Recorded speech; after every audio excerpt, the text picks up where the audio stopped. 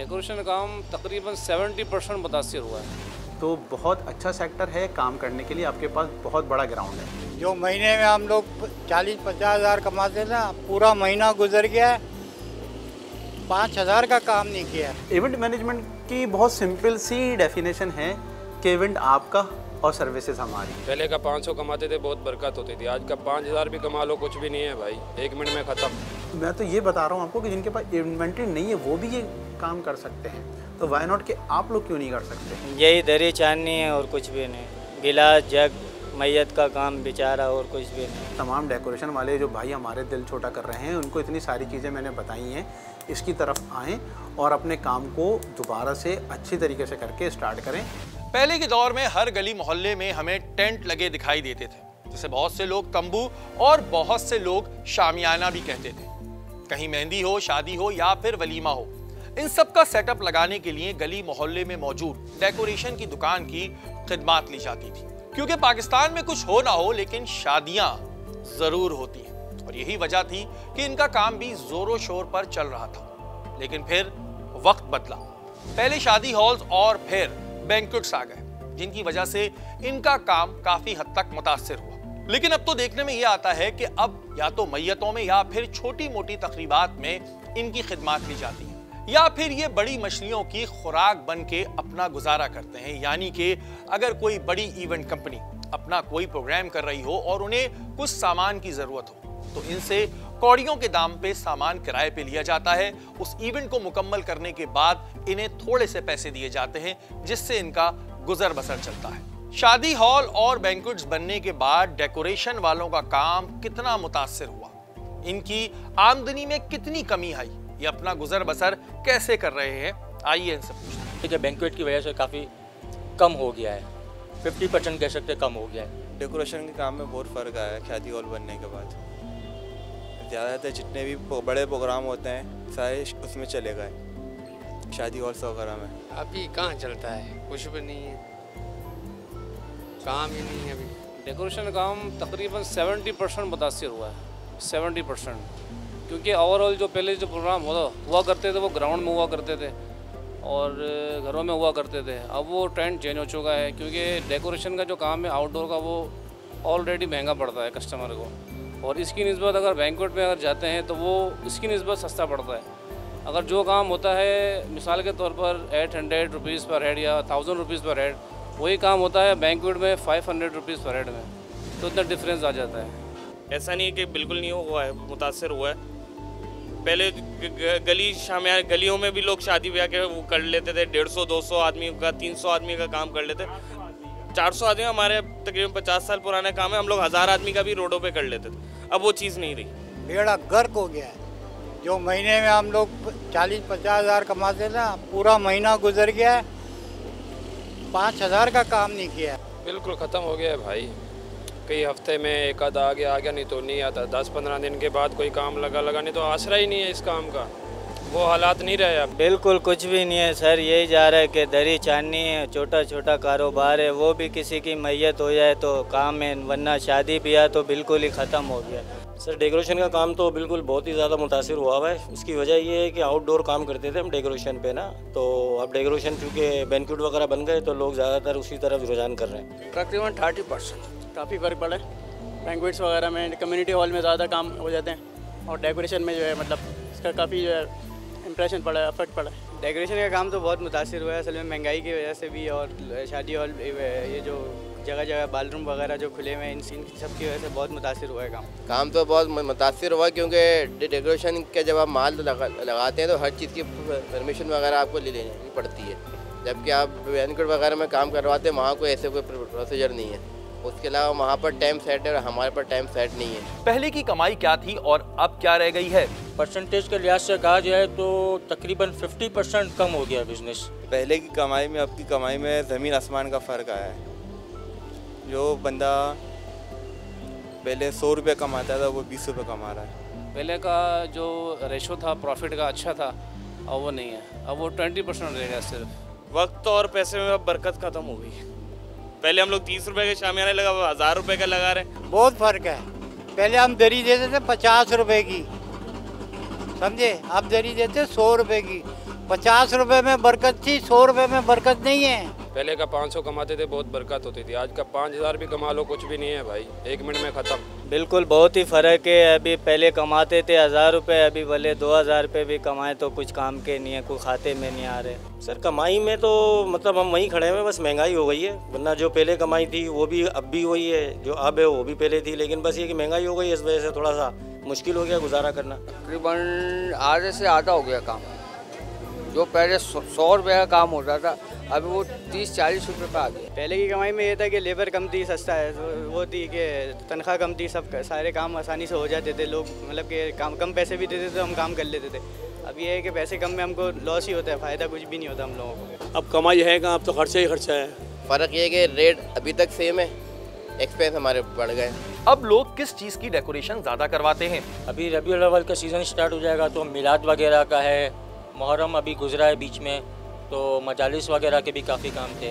ज़्यादातर मजलिस है, मिलाद महफिल वगैरह इसकी डेकोरेशन चलती है। शादी ब्याह का काम बिल्कुल ही ख़त्म हो गया है। आजकल कोई भी नहीं आता है, कहाँ आते हैं, शादियाँ वगैरह हो ही नहीं रही, महंगाई बढ़ गई है। ज़्यादातर नॉर्मल लोग ही आते हैं, नॉर्मल डेकोरेशन ज़्यादा चलती है। आपको पता है जो महंगी चीज़ है वो कम चलेगी। भाई दरी चांदनी जाती है बस, और कुछ नहीं। ये मजदूर खड़े हुए मेरे, इनकी तनख्वाह नहीं निकलती। हमारे पास तो यही कुर्सी वाली है, लेकिन उससे ज़्यादातर जो आती है दरी चांदनी जाती है आजकल। वो सेटअप नहीं रहे जो होते थे पहले के। यही दरी चांदनी है और कुछ भी नहीं, गिलास जग मैयत का काम बेचारा, और कुछ भी नहीं। ये सीज़न वाइज चलता है, जैसे रबी अव्वल में महफिलों का चलता है, फिर ये मुहर्रम में ये वो मजलिस वगैरह का चलता है, बाकी रमज़ानों में वो इफ्तारी वगैरह का चलता है। तो इस वजह से जो है ना कि बस ये सीज़न वाइज अब चल रहा है, वरना वैसे बिल्कुल ख़त्म हो गया अब।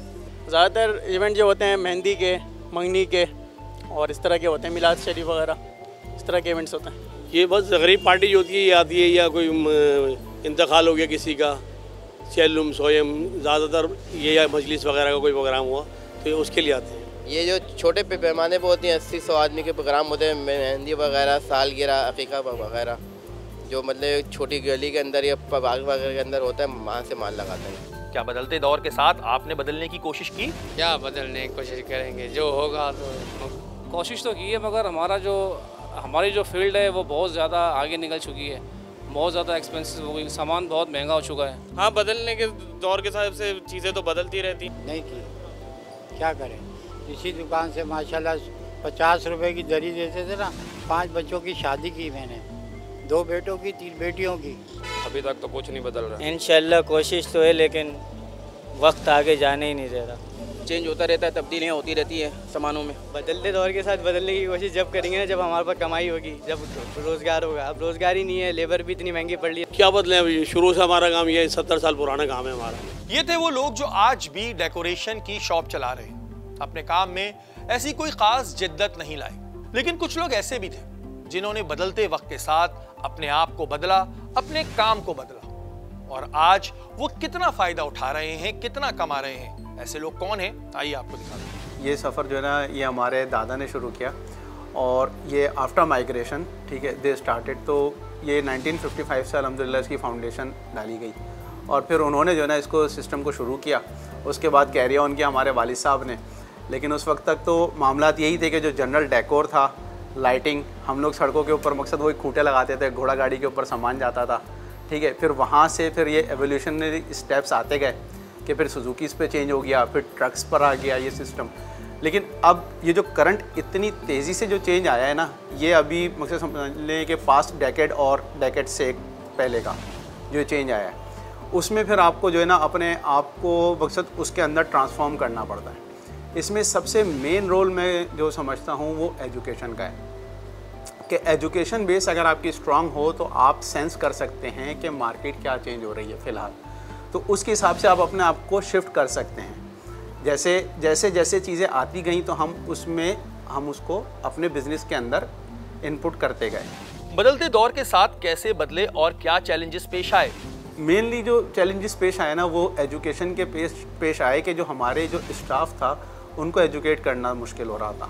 फिर उनको एजुकेट करने के लिए फिर हमने उनकी क्लासेस करी, फिर हमें सेल्फ, क्योंकि अब जो इतना सडनली चेंज आया तो हमें अपने सेल्फ भी हमें भी क्लासेस लेनी पड़ी कि हमें भी जा कर के अपनी एजुकेशन को दोबारा रिफ़्रेश करने पड़े, रिफ़्रेशमेंट कोर्स करने पड़े। और जो दीगर वर्ल्ड वाइड आजकल तो ट्रेंड है, लोगों बहुत अच्छे अच्छे इवेंट मैनेजमेंट कंपनीज़ काम कर रही हैं, उनके साथ हमें भी काम करके सीखने का मौका मिला। फिर हमने उसी मुताबिक अपनी सर्टिफिकेशंस की प्रॉब्लम आई, हर जगह पर सर्टिफिकेशंस ग्लोबली मांगे गए। इवन ये कि जब से कोविड आया, कोविड के बाद से लोग बहुत कॉन्शियस हो गए, हेल्थ कॉन्शियस हो गए, सेफ्टी कॉन्शियस हो गए, तो सर्टिफिकेशंस आपकी अपनी वेल होनी चाहिए।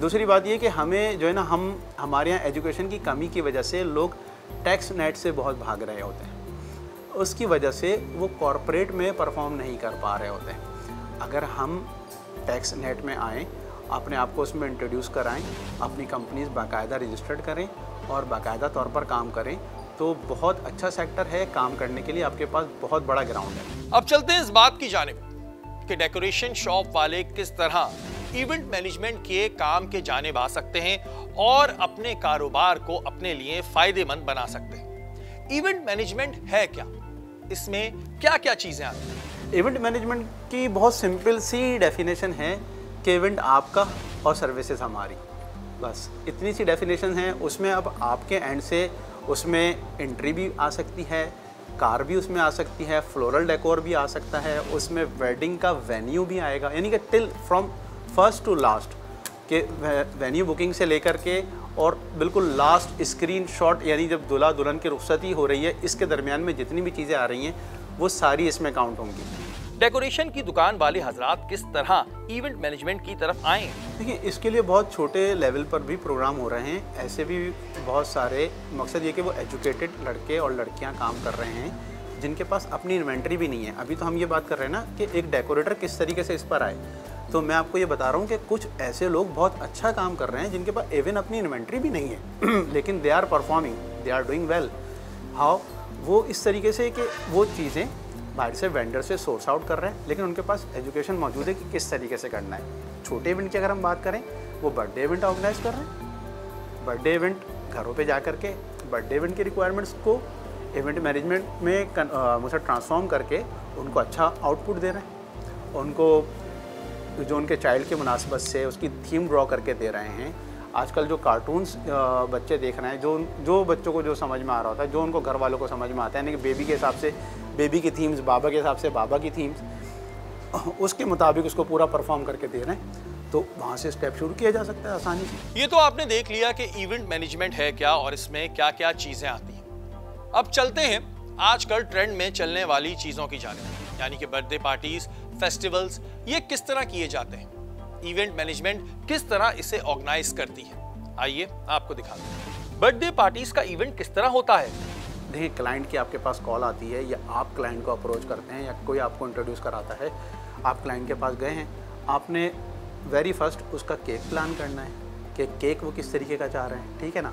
पहले क्लाइंट की स्ट्रेटजी समझनी है, अगर वो इकोनॉमिकल जाना चाह रहे हैं तो इकोनॉमिकल किसी बेकरी से करवा लें आप, ठीक है। इसको अपने एंड पर ज़्यादा तो कोशिश करें कि हर चीज़ खुद नहीं करने जाएं, ठीक है। आप इतना अच्छा वेरी फर्स्ट नहीं कर पाएंगे, पहले आप इसको आउटसोर्स करते हुए चलें, किसी उनके जहन के मुताबिक जिस तरीके से वो समझ रहे हैं वैसे उसको आउटसोर्स करके उस मुनासिब बेकरी से अच्छा केक प्लान करें।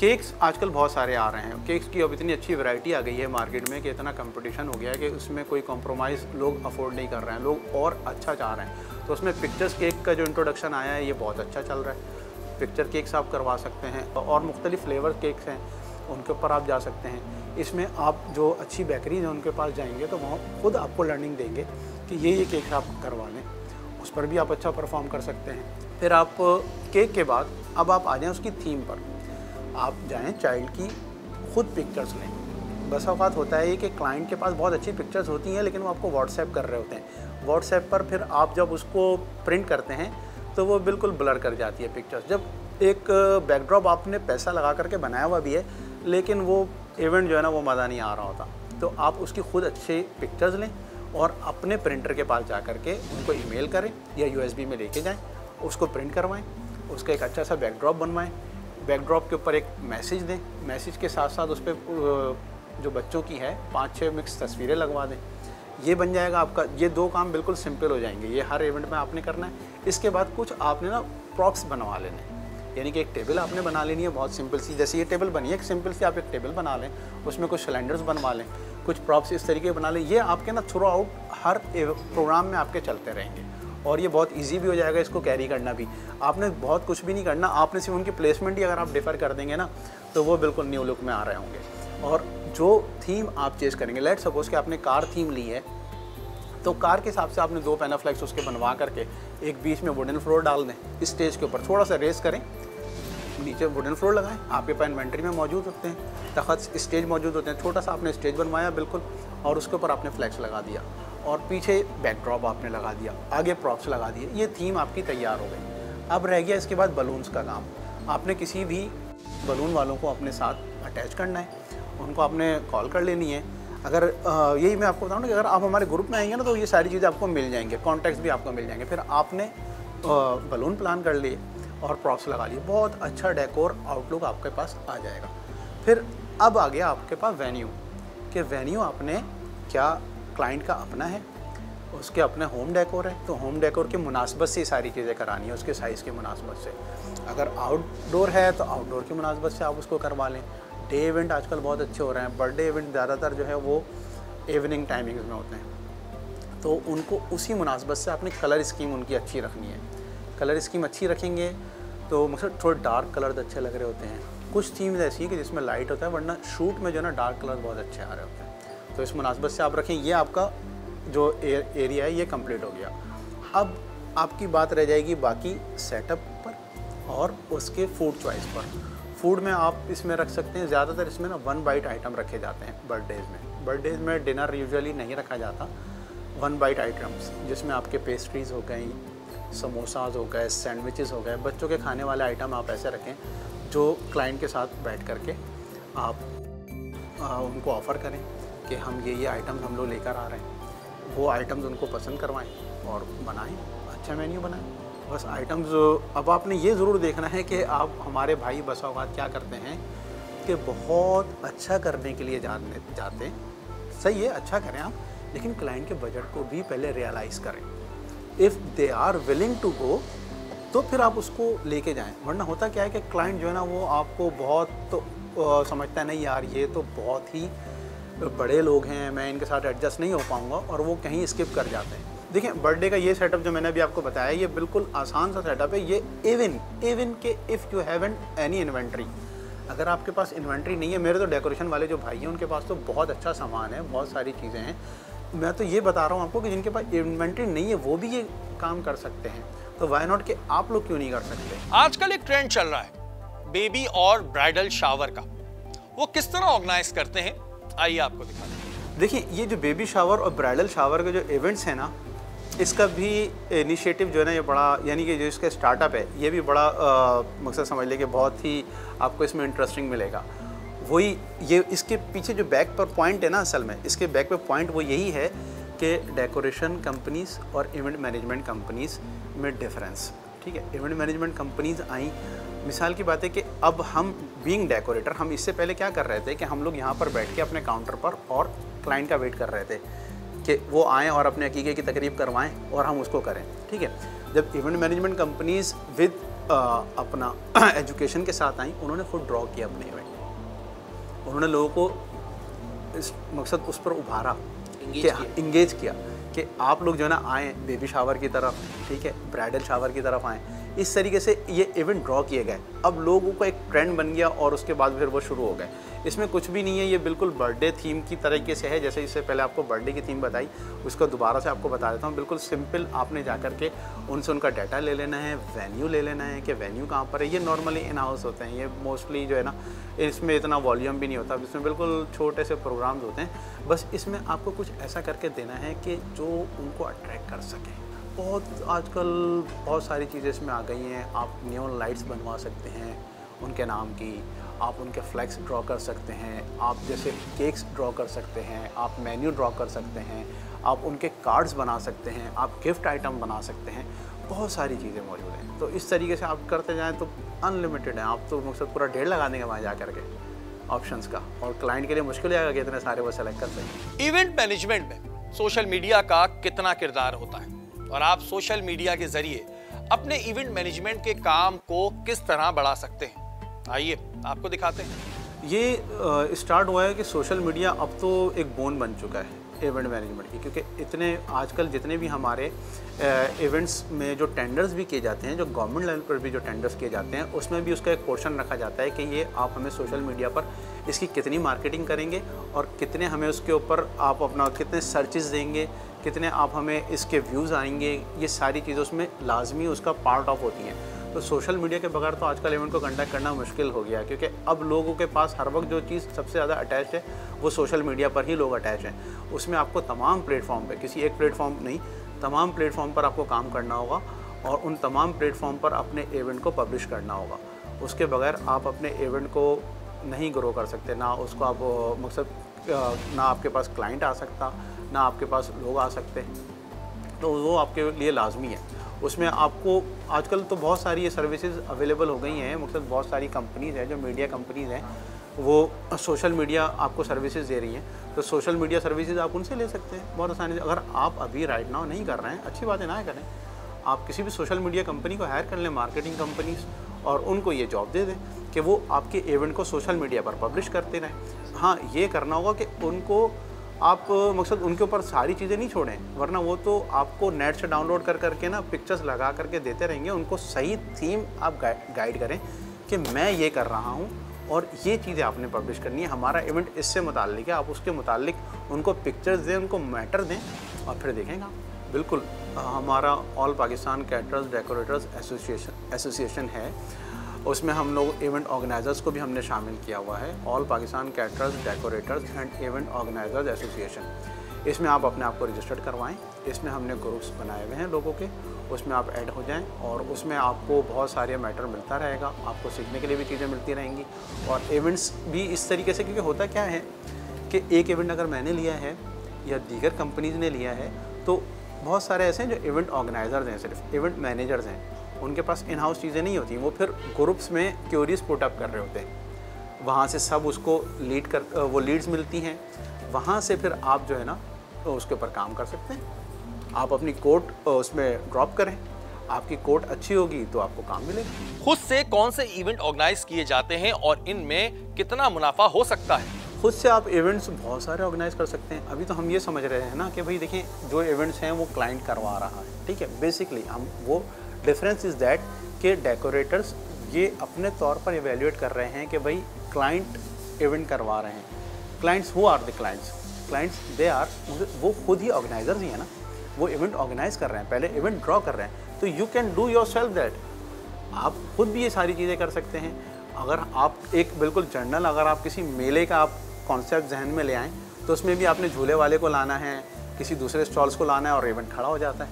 यानी आप बसंत के नाम पे लोग कर रहे हैं। देखें, अब मैं आपको ऐसे एक इवेंट की तरफ लेकर आता हूँ कि जिसमें डेफिनेट अर्निंग है और जिसमें सबका इंटरेस्ट भी जो है ना हमारा ज्वाइंट है, वो है इंडिया पाकिस्तान का मैच। वो कहीं पर भी हो, किसी वक्त भी हो, लोग सब कुछ छोड़ करके ना इंडिया पाकिस्तान के मैच की तरफ तो लाजमी जाते हैं। यानी क्रिकेट का कोई अगर नहीं भी देखने वाला है ना, कोई मैच नहीं भी देखने वाला है ना, तो इंडिया पाकिस्तान का मैच तो लाजमी ही देखेगा ही। अच्छा, अब जब से बड़ी स्क्रीन का मज़ा आ गया है तो अब लोग जो प्रेफर करते हैं यार बड़ी स्क्रीन पर हमने देखना है, तो वाई नॉट कि आपके पास तो सारी चीज़ें मौजूद हैं, सारी सोर्सेज मौजूद हैं। आपने just you have to plan venue, आपने वेन्यू लेना है। वेन्यू अगर नहीं है आपके पास, अपना नहीं है, कोई मसला नहीं है, आप किसी भी पब्लिक वेन्यू पे जा सकते हैं। हमारे पास यूनिवर्सिटी के स्टूडेंट्स आए, हमने उनको प्लान करके दिया इवेंट, बहुत अच्छा उनकी अर्निंग हुई। कुछ भी यानी कि उनको वो सिर्फ एक थीम लेके आते हैं यार हमने ना सिर्फ ये मैच देखना है उस दिन बैठ करके। मैंने कहा इसको प्रॉपर आप इवेंट प्लान कर लें, ठीक है ना। हमने उसको उनकी होर्डिंग्स बना करके दी, जो क्रिकेटर्स हैं क्रिकेटर्स के हमने ब्रोशर्स बना करके दिए, उनके पैनाफ्लेक्सिस लगा दिए, और वो ऐसा इन्वायरमेंट बन गया कि ना सिर्फ वो यूनिवर्सिटी के स्टूडेंट्स बल्कि और लोग भी उसके पास लेने को विलिंग थे। वेरी फर्स्ट तो खैर उन्होंने यूनिवर्सिटी में कंडक्ट किया, फिर उसके बाद उन्होंने कहा कि यार ये तो बहुत अच्छी चीज़ है, हम इसको कहीं पर भी कंडक्ट कर सकते हैं।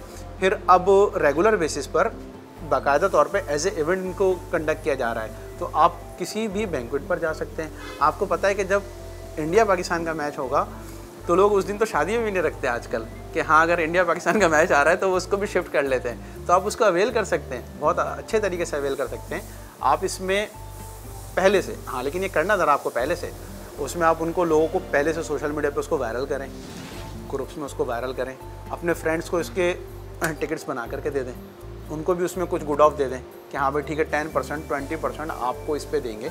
आपको एक बुक दे दें आप उनको कि भाई ये 20 पासिस की बुक है, ये आपने सेल करनी है। बैंक्वेट्स आजकल माशाल्लाह इतने हैं और बहुत सारे अच्छे बैंक्वेट्स हैं, आप उनके पास जा कर के वो डेट पहले सर्च करें कि किसके पास वो डेट्स अवेलेबल हैं। फिर लोकेलिटी देखें कि उस लोकेलिटी में लोग आ सकते हैं, आराम से इजी अप्रोच है, एक्सेस है। इसको देखते हुए बस बैंक्वेट को डील करें। भाई इसमें आप उनको परसेंटेज पर भी ला सकते हैं कि जी अगर आपने जितना अच्छा आप उनको प्रेजेंट करेंगे बैंक्वेट को, तो उस हिसाब से आप उसको परसेंटेज पे आप उनसे डील कर सकते हैं। आप उनको सिर्फ सिंपल ये कर लें कि भाई हम आपको 50% पर हम आपसे डील कर लेते हैं कि जो भी हमारी अर्निंग होगी 50% आपको देंगे या 50% हम रखेंगे।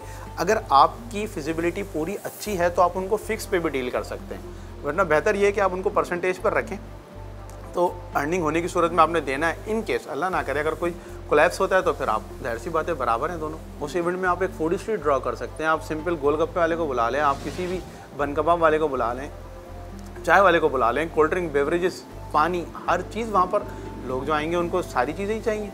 तो वहाँ पर आप हर चीज़ से, यानी कि अगर आप स्टॉल को भी किसी भी मुनासिब अमाउंट पर अगर आप सेल करेंगे तो वहाँ से भी आपको बहुत अच्छी अर्निंग हो सकती है और लोगों को भी आपको फैसिलिटेशन मिल जाएगी। तो देखिए इसका लुब्बे लुबाब यही है कि तमाम डेकोरेशन वाले जो भाई हमारे दिल छोटा कर रहे हैं उनको इतनी सारी चीज़ें मैंने बताई हैं, इसकी तरफ आएँ और अपने काम को दोबारा से अच्छी तरीके से करके स्टार्ट करें, एजुकेशन स्टार्ट करें, शॉर्ट कोर्सेज स्टार्ट करें और इसके बाद इवेंट मैनेजमेंट कंपनीज़ को ज्वाइन करें, हमारे साथ आएँ, all Pakistan cater decorator association के प्लेटफॉर्म पर रजिस्टर करवाएं अपने आप को। हम आपको इंशाल्लाह और अच्छी गाइडलाइन देंगे। आपने देखा कि किस तरह डेकोरेशन की दुकान वाले हजरात अपने काम में जिद्दत लाके आहिस्ता आहिस्ता इवेंट मैनेजमेंट के कारोबार की जानिब आ सकते हैं और बताए गए इवेंट्स आहिस्ता आहिस्ता करने के बाद वो अपने कारोबार को मुनाफा बख्श बना सकते हैं। अगर हम बात करें कारोबार की, तो कारोबार तो नाम ही रिस्क का है। अगर आप अपने कारोबार को नहीं बदलेंगे और इसी सोच के साथ चलते रहेंगे कि ये कारोबार तो चल रहा है, तो यकीन माने आज आपकी आमदनी मुतासिर हुई है, कल इसी वजह से आपका कारोबार बंद भी हो सकता है।